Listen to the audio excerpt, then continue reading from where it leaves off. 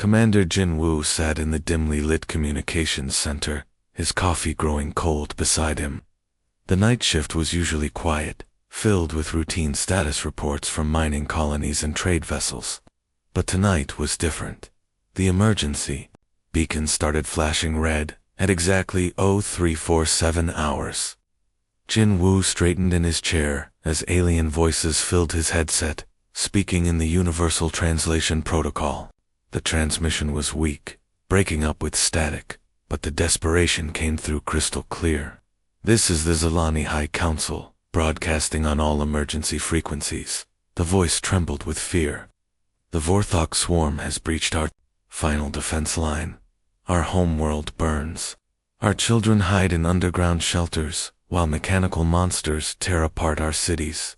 Jin Woo's hands moved quickly across his console, boosting the signal strength. What he heard next made his blood run cold. We have lost everything. Our fleets are destroyed. Our allies have fallen silent. The swarm converts our people into more machines for their army. They strip our worlds bare, leaving nothing but metal and death behind them. The transmission crackled with interference, then cleared again. We know most species consider this a lost cause. The great civilizations of the galaxy have already tried and failed. The Althari Empire lasted 3 days against the swarm. The peaceful Meraki surrendered without a fight, hoping for mercy that never came. Jin Woo reached for his emergency contact list. This was way above his security clearance, but someone needed to hear this. We send this message to every corner of the galaxy, even to those the Galactic Council calls primitive. If any species exists that still remembers what it means to fight, please help us. We offer everything we have, all our knowledge, all our resources, for just a chance to save our people.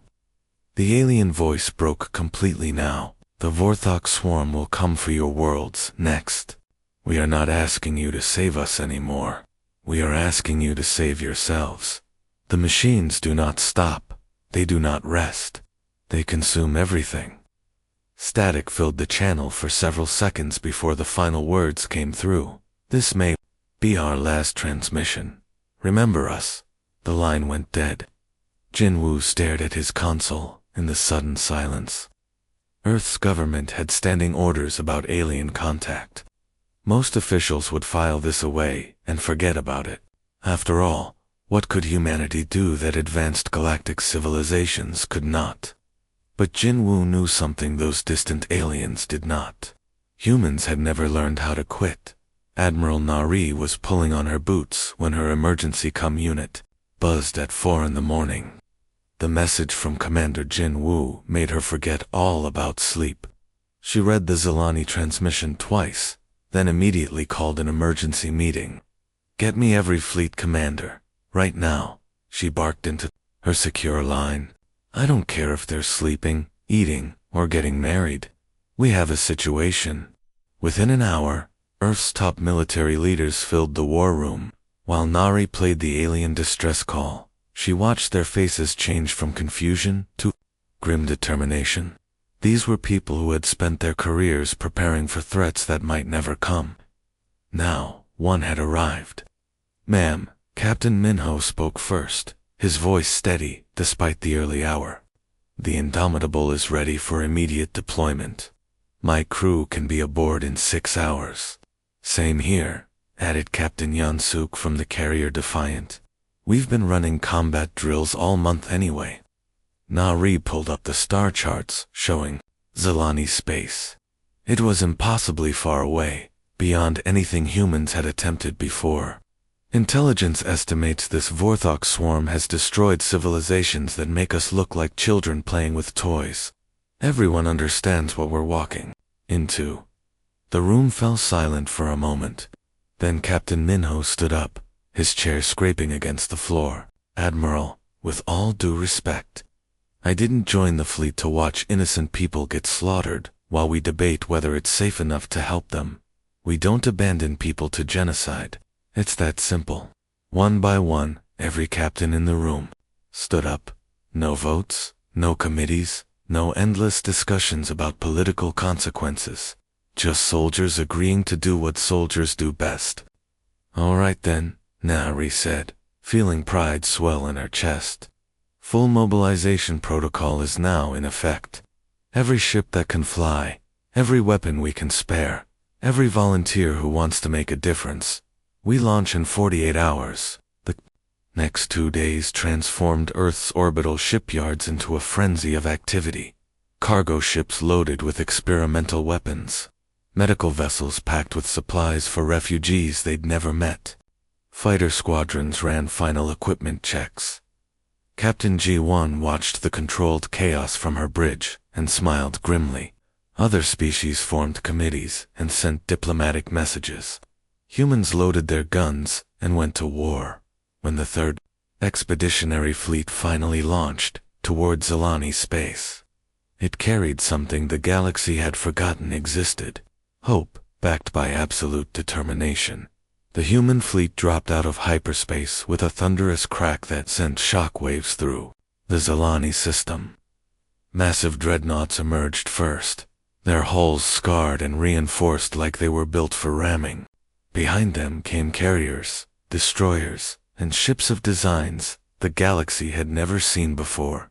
On the bridge of the flagship Indomitable, Ambassador Su Jin watched the tactical display with growing concern. The situation was even worse than they'd imagined.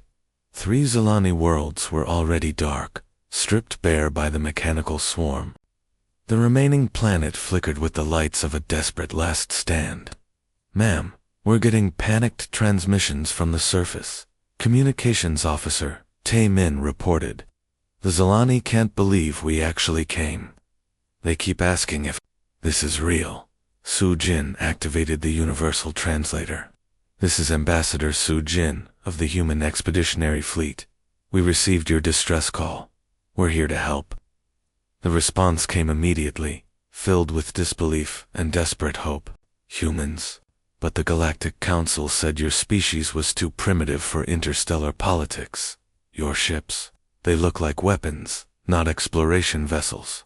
"That's because they are weapons," Captain Minho interjected from his command chair. "We didn't come here to explore. We came here to fight." On the planet's surface, Zilani High Counselor Vemtar stared at his tactical screens in amazement. The human ships moved differently than anything he'd ever witnessed. Instead of maintaining safe distances and firing energy weapons from far away, they charged directly into the Vorthok formations like ancient warriors. "By the stars," his military advisor whispered. "Look at their soldiers." The humans were deploying ground forces into areas where radiation levels would kill most galactic species in minutes. Their power armor was bulky and crude-looking compared to elegant alien technology, but it kept working when everything else failed. Human Marines walked through acid storms and fought in the vacuum of space like it was just another day at the office. "How are they surviving those conditions?" Vemtar asked. Ambassador Su Jin's voice crackled through the comm system. "Counselor, we come from a world that's been trying to kill us for millions of years. Radiation, toxins, extreme temperatures, hostile atmospheres, we call that Tuesday. Your planet's current conditions are actually pretty comfortable for us." The Vorthok swarm, for the first time in their existence, encountered something they couldn't compute. These new arrivals fought with tactics that defied logic, survived in environments that should be instantly fatal, and seemed to actually enjoy the challenge. War had come to Zilani space. But this time, the monsters weren't the only ones bringing death. Intelligence Officer Han Sol crouched beside the smoking wreckage of a Vorthok warrior unit, her scanner beeping steadily as it analyzed the twisted metal and circuitry. The machine had been torn apart by human explosives, but its central processing core was still intact. "This is incredible," she muttered, connecting her portable computer to the alien technology. "Colonel Taewan, you need to see this." "Marine." Colonel Taewan finished securing the perimeter and jogged over, his heavy boots crunching on debris. The Vorthok had tried to take this mining station 3 hours ago. Now their broken machines littered the ground like discarded toys. "What have we got, Han Sol?" Taewon asked, wiping sweat from his forehead. Their entire combat system is based on mathematical probability, Han Sol explained, scrolling through streams of alien code. Look at this. Every decision, every movement, every tactical choice is calculated for maximum efficiency. They analyze enemy behavior patterns and predict responses with 97% accuracy. Taewon picked up a damaged Vorthok weapon, turning it over in his hands. So they're basically really smart calculators. Smart calculators that have conquered half the galaxy, Han Sol corrected. But here's the interesting part. I accessed their battle records from previous campaigns. The Althari Empire, the Meraki Federation, even the warrior clans of Kidros.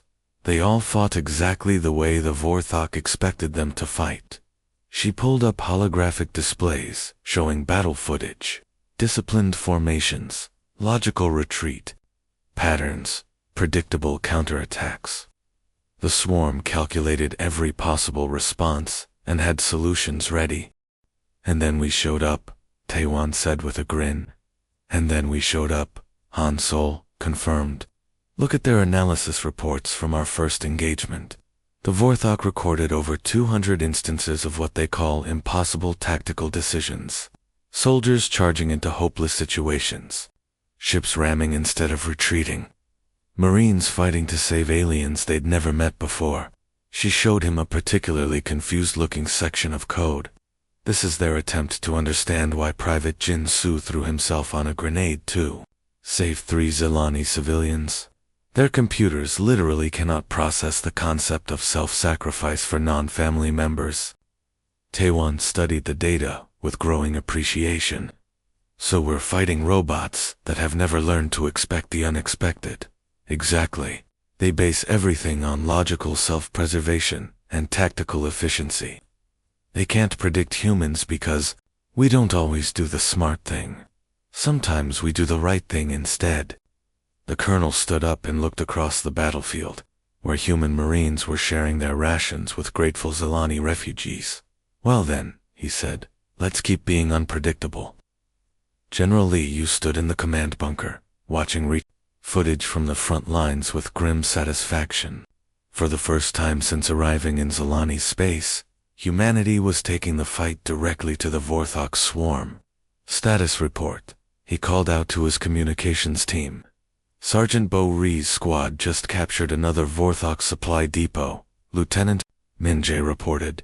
That's the third one this week. The enemy is starting to pull back from forward positions. Lee Yu nodded. This was exactly what he'd hoped for. While other galactic species fought the swarm in massive fleet battles and organized formations, humans had chosen a completely different approach. They fought dirty. On the surface of Zilani Prime, Sergeant Bo recrouched behind the twisted remains of a Vorthok harvester, acid rain hissing against her armor's protective coating. The stuff would eat through most alien equipment in minutes. But human gear was built to survive Earth's worst environments. Listen up, she whispered into her unit to her squad. These metalheads think in straight lines. They expect us to attack their strong points and defend our weak ones. So we're going to do the opposite. Her team moved like ghosts through the industrial complex, avoiding the heavily defended main routes, and instead crawling through maintenance, tunnels, sewage pipes, and ventilation shafts that the Vorthok had dismissed as impossible approach vectors. Boss, I'm reading Vorthok patrol patterns, whispered Corporal Dong Min from his position. They're scanning the obvious hiding spots, but completely ignoring the radioactive storage area. Perfect, Bo Ri grinned. Radiation just makes me feel homesick anyway. What happened next would be talked about in Vorthok analysis reports for years to come. Bo Ri's squad emerged from areas the machines had calculated as uninhabitable, using captured Vorthok weapons that the swarm couldn't distinguish from their own forces. For crucial seconds, the hive mind's targeting systems hesitated, unsure whether to fire on what appeared to be their own units. That hesitation was fatal. Human soldiers poured through the confusion, targeting command nodes and communication relays with surgical precision. Instead of trying to destroy every enemy unit, they focused on breaking the swarm's ability to coordinate. Back in the command bunker, General Lee Yu watched as Vorthok formations began moving erratically, their perfect synchronization breaking down into chaos. "Sir," his intelligence officer reported with amazement, "the swarm just issued their first retreat order in recorded history. They're pulling back to regroup." "Good," Li Yu said quietly. "Now they know what it feels like to be afraid." "Captain." Wan Jin felt the bridge shake as another Vorthok plasma beam scorched across his ship's hull. The Defiant was outnumbered 50-1, but Wan Jin's crew showed no signs of panic. If anything, they seemed to be enjoying themselves. "Sir, long-range sensors are picking up the main Vorthok fleet," reported Navigator Su Young, her voice steady, despite the chaos around them. "Looks like we got their attention." Wan Jin studied the tactical display with growing concern.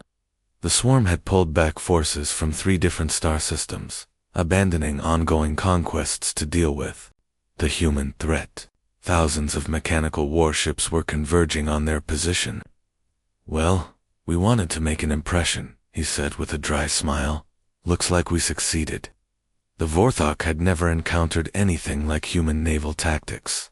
Their previous enemies fought with careful preservation of resources, retreating when losses became too high, negotiating when defeat seemed certain. Humans did none of these things. "Captain, we're getting a priority message from command," Communications Officer Jun Ho announced. "They're ordering all ships to fall back to defensive positions." Wan Jin looked around his bridge at the faces of his crew. These people had volunteered to travel across the galaxy to help complete strangers. They hadn't come this far just to run away when things got difficult. "Send back our response," Wan Jin said calmly. Message reads, "Negative. We're not done here yet." On the destroyer Relentless, Commander Hyman was dealing with her own impossible odds. Her ship's weapons were nearly depleted, shields down to 15%, and her engine room was reporting critical damage. But her crew was singing. It had started with engineer Kyung Soo humming an old Earth battle hymn while he rerouted power to the weapons systems. Soon the entire crew had joined in, their voices echoing through the corridors as they prepared for what everyone knew would be their final assault. "All hands, this is the captain," Hyman announced over the ship's intercom. "We're going to ram the lead Vorthok dreadnought. It's been an honor serving with you all." The singing grew louder as the Relentless turned toward its target. Across the battle zone, other human ships followed suit. When conventional weapons failed, they became weapons themselves. The Vorthok swarm watched in computational horror as human crews laughed and sang while steering their vessels into certain death. Their analysis systems overloaded trying to understand why creatures would choose destruction over surrender. They had never encountered an enemy that fought with joy. Engineer Bin Ho wiped grease from his hands as he stepped back from his latest creation. The makeshift workshop aboard the Indomitable looked like a tornado had hit it, with Vorthok components scattered across every available surface. "It's beautiful," he said to himself, admiring the hybrid weapon he'd just finished assembling. For 3 weeks, Bin Ho had been taking apart captured Vorthok technology piece by piece. Unlike other galactic species, who treated alien tech like delicate artifacts, humans approached it like mechanics working on old cars. If something was broken, you fixed it. If it worked well, you made it work better. The key was understanding their power distribution system. Bin Ho explained to a gathering of Zilani engineers who'd been watching his work with amazement. They build everything for maximum efficiency, but that makes them predictable. So I added some good old-fashioned human chaos to the mix. His hybrid weapons looked crude compared to sleek Vorthok designs, but they packed twice the punch and could adapt their targeting in real time.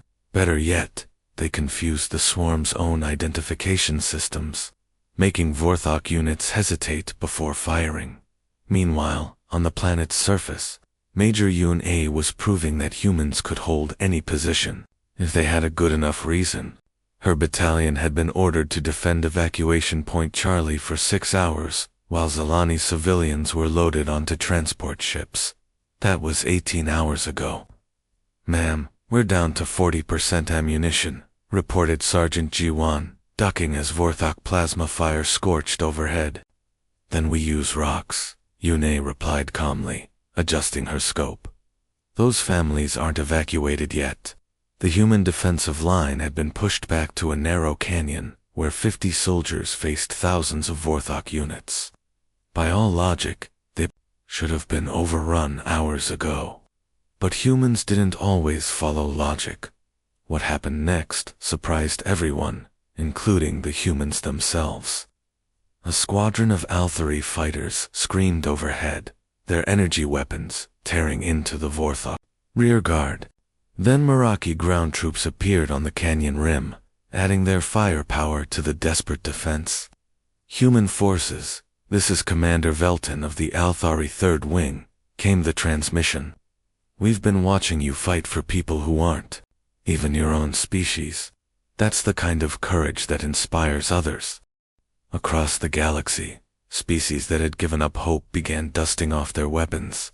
If these strange Deathworlders could travel across the stars to help strangers, maybe it was time to stop being afraid.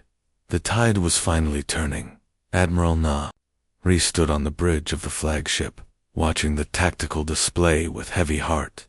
The Vorthok swarm had retreated to their central hub, a massive mechanical fortress that coordinated their entire operation across dozens of star systems. Intelligence reported that destroying it would cripple the swarm permanently, but getting close enough would be suicide. "Ma'am, we've got confirmation," reported Captain Dansu over the comm system.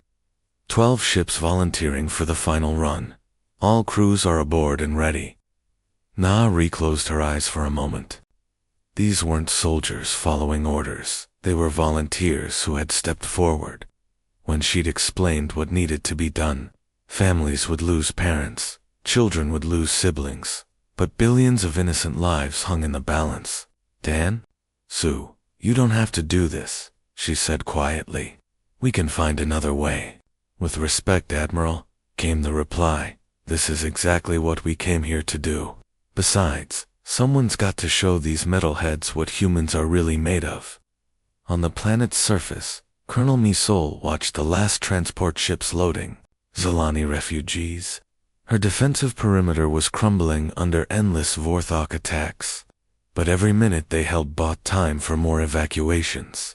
"Colonel, the eastern line is breaking," shouted Lieutenant Wan Ki over the sound of explosions. "We can't hold much longer." "Yes, we can," Misol replied firmly, reloading her weapon. "Those ships need 15 more minutes to clear the atmosphere. We're giving them 15 more minutes." Above them, Captain Dan Su's squadron began their final approach to the Vorthok hub. The mechanical fortress was protected by thousands of defensive platforms, but the human ships flew straight through, the storm of fire like arrows aimed at a target. "This is for Earth," Dan Su announced over the open channel. "This is for the Zalani. This is for everyone who believes some things are worth dying for." The Vorthok swarm's central processing unit experienced something it had never felt before: genuine confusion. As human ship after ship smashed into critical systems, the hub's artificial intelligence desperately tried to understand why beings would choose certain death over retreat. But some things couldn't be calculated. Some things defied logic. When the hub finally exploded, taking the swarm's coordination with it, Vorthok units across the galaxy simply stopped functioning. They had never learned to think for themselves. Victory came with tears. But it came. 3 months after the Vorthok swarm's defeat, Ambassador Jin Lee walked through the halls of the Galactic Council for the first time. The alien representatives, who had once dismissed humans as primitive Deathworlders, now stood when he entered the room. Ambassador Jin Lee. High Counselor Vemtar of the Zalani spoke first, his voice filled with emotion.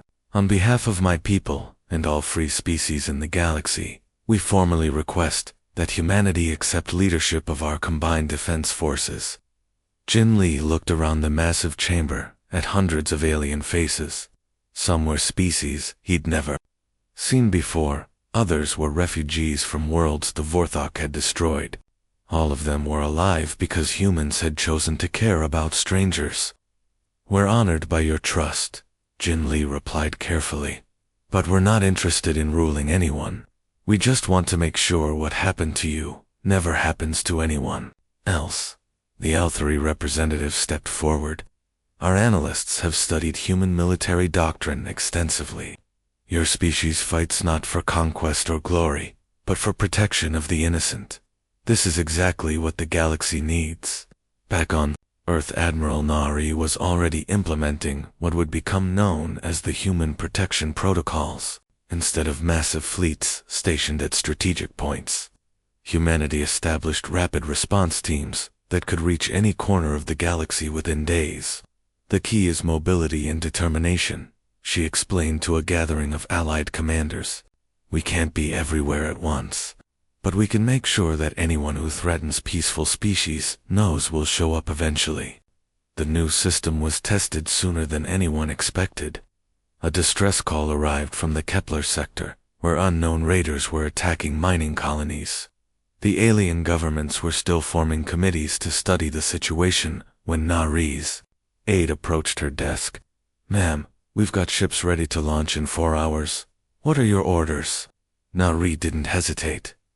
She'd heard this question dozens of times over the past months, and her answer never changed. "Prep the fleet. Someone needs our help." As human ships launched toward another crisis in a distant star system, the galaxy watched with something it hadn't felt in generations: hope. The Deathworlders had become the galaxy's guardians, and they took that responsibility seriously. Some species were born to explore, others were built to create. But humans, it seemed, were made to protect.